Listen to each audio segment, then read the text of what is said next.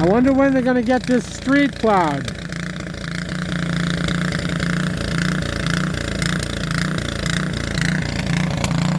This is my second time out here today. There's a little more snow in my driveway, and the drifts in my backyard are even bigger. I mean, look at my car. I got to get some of the snow off the car this time around.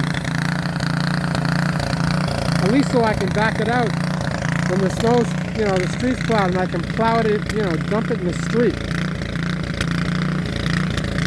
I don't know, this storm is unbelievable. It's still windy, but not as bad as earlier. There are some sudden strong gusts. So I don't know what's going on here, but I don't know. I'm going to try to talk to the chief here.